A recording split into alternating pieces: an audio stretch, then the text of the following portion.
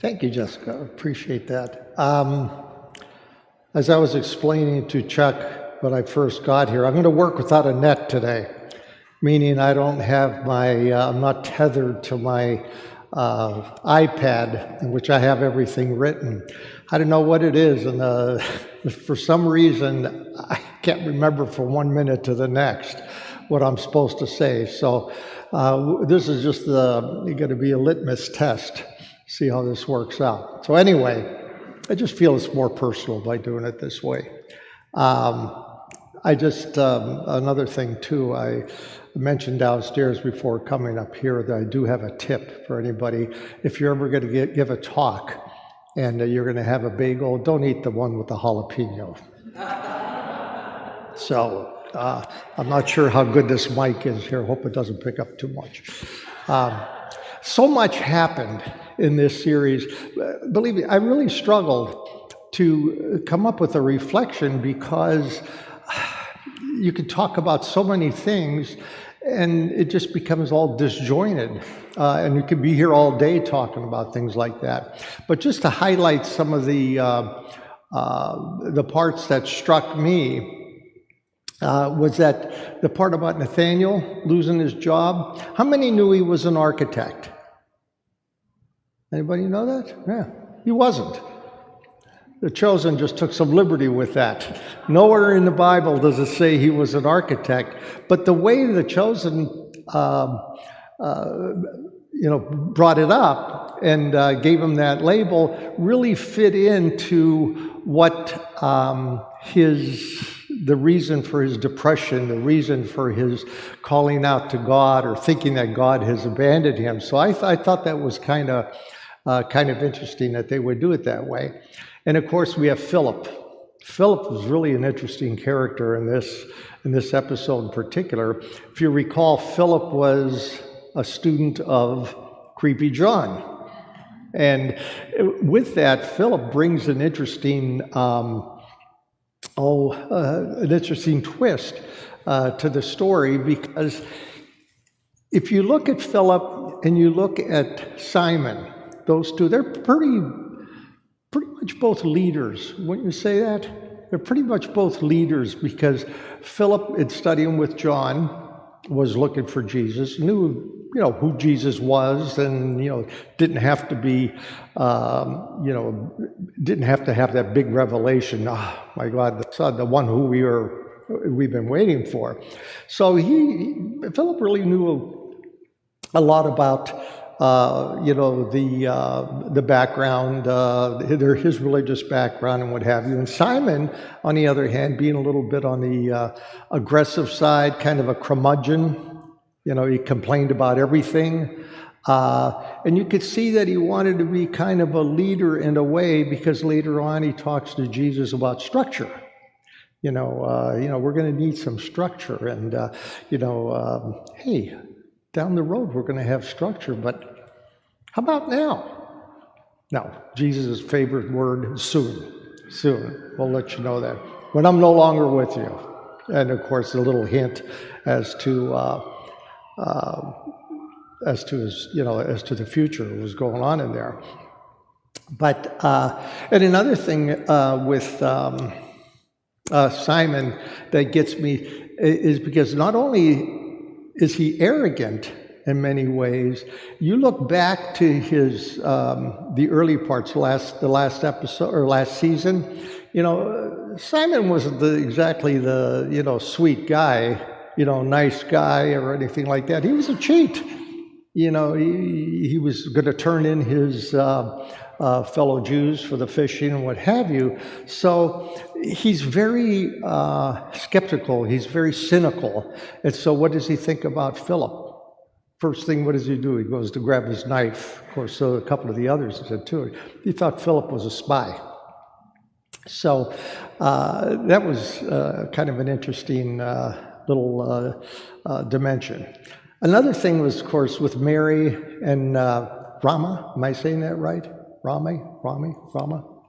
Remember Rama? Anybody remember Rama? Okay. Typical women at that time, they were not schooled, unfortunately. And they wanted to learn. They were so impressed. Remember when all the guys got together and they repeated together that proverb? I forgot which one it was, but Mary and Rama just kind of stood there. Who else just stood there? Matthew. And it's interesting how Matthew says, when he and Philip get together, how Matthew says, well, I didn't study the Torah, and Philip asks him, well, were you having trouble with it? Were you just good with numbers? And of course, Matthew, typically not trying to be flamboyant, says, no, I'm good with everything. I just didn't have the time to do that. So, all these little things give you a little different insight onto their character, under their personalities. But throughout this whole thing, my biggest take, or what I took from there, was a relationship between Matthew and Philip. What I liked about that relationship was Matthew felt as though, remember when he drew that circle in the sand, and then he, with his little hatchet, and then he put himself outside the circle. And Philip could relate to that because Philip, does anybody remember what Philip did before he, I don't know, did that come up at all, who Philip was or what he was?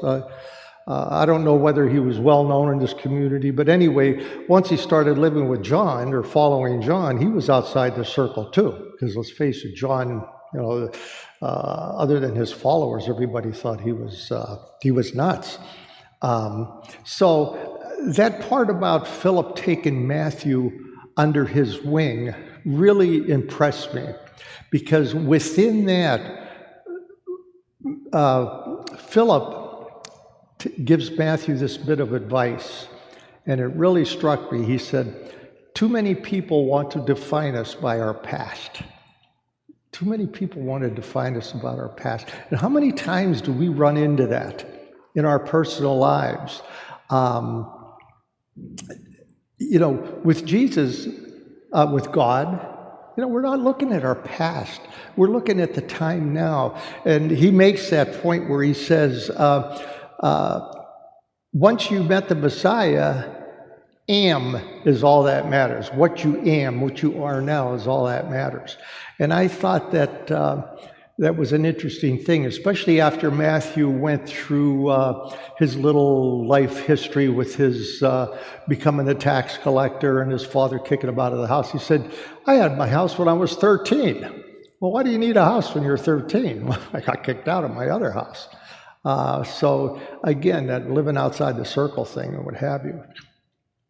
But, and did you remember, Philip's remark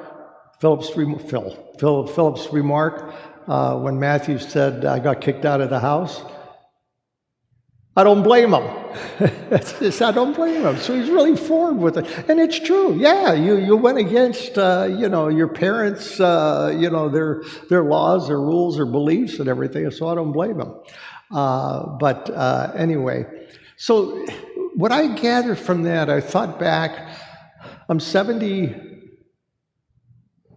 years old, and I'm 78. I just 78 years old. A lot has happened in those 78 years, and many things that, especially growing up,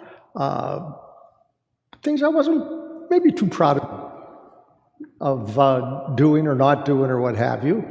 And I wasn't. Well, I could have been in jail a couple times if I got caught, but not that. But it wouldn't have been a life sentence or anything like that, so it wasn't that bad. But the point is, we all change. Some for the better, some for the worse. But most of us, I think, we change for the better with experience. I grew up as an only child. And you may have heard me say this before, but I was the only child of an Italian mother. I was the second coming of Jesus Christ. And you ask Mary, she says, I believed it too for the longest time. And that's changed. There was a lot of self-absorption there, a lot of would you say arrogance, if you would.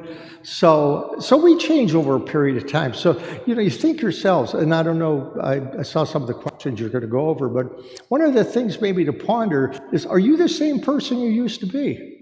5 years ago, 10 years ago, a year ago, a week ago even, sometimes. Those things are, so important to think about. Just to finish up and by giving you an example, what I found was very interesting to me was, is anybody here familiar with the movie The Way? Remember The Way? How many? Yeah, let me have a show of hands. The Way. Okay, 4 people. Great. No wonder it bombed at the box. No, it did very well. It was Emilio Estevez and his father, Martin Sheen. And they're both Catholic, and they're devout Catholics. They, profess their faith. The Way is also called Camino de Santiago, the Way of St. James. And, and it goes through Spain and the Pyrenees and all that kind of stuff. If you do the whole thing, it's like a 70-mile trek. And they do have, officially, you can take this trip, and they give you a passport, so to speak, that you get stamped if you do at least, I think it's the last 8, I don't know how many miles. Last 100 miles.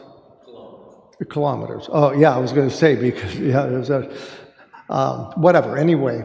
And it's not an easy thing sometimes, but it develops, friendships and interactions with other people. And the reason I mention this is because Martin Sheen played the part of a doctor.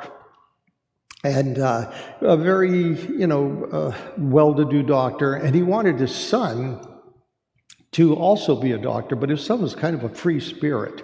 And one of the things, and they were estranged because of this, the doctor's wife had died, so he kind of felt like he was being abandoned by his son. The son felt like he was being abandoned by his father. Well, one of the things the son wanted to do was go on the Way. I don't want, well, no, this isn't giving anything away because it's, okay. Well, the son dies on his trip in the Pyrenees. There's a storm in the Pyrenees. So I'm not giving anything away because the whole thing is based on the son's death. Well, the father goes to get the son's ashes to come back, and while he's there, he sees his son's backpack and all, and he decides to complete the Way for his son and using the backpack. And again, here's a guy that's, high up on the food chain, and I don't want to say arrogant, but kind of standoffish. And he runs into 3 people that are completely irritating. Just, you just want to, just kill them. And one was a Dutchman that this guy tries to avoid as much as he can. This Dutchman is, over exuberant, very funny and everything. Well, that's the last thing this doc really needs. The second one is a Canadian woman who was just recently divorced and is trying to quit smoking. Now, number one, anybody that's recently divorced is not in a good mood to begin with. Number 2, you try to quit smoking. I used to smoke. Do you ever quit smoking and be around anybody who quit smoking? Mm-hmm. Yeah, you don't want to be around them. So you tie that together, you can imagine what she was like. And the third one was an Irish writer that had writer's block. And they all had their issues, and they're all trying to dump them on Dr. Tom here. Well, I won't give away the rest of it here because there were some interesting things that happened. But anyway, he came back not being the same person that he was. And the movie really struck me. You gotta, stream it or whatever. It's a phenomenal, very touching show. And it reminded me of this whole thing with Matthew and Philip on how Philip is trying to tell Matthew, you're not the same person you were. These people don't realize it yet, but you're going to learn. They're going to learn. I'm sorry, they're going to learn that you're not the same person you were. Don't go, putting yourself down, things of that nature. So I suspect that future episodes will see a little change in Matthew himself too. Do we have any questions? Comments? Complaints? The bagel, I cut it a little short because of that. No, it went very well. Is that it? Thank you, Tony. Okay. Thank you so much. All right, so at this point, you're going to have about a half an hour, 35 minutes for discussion today. So I'm going to send you into your groups, and about 11:15, it'll be time to make your way back into the church, and by 11:20, we're going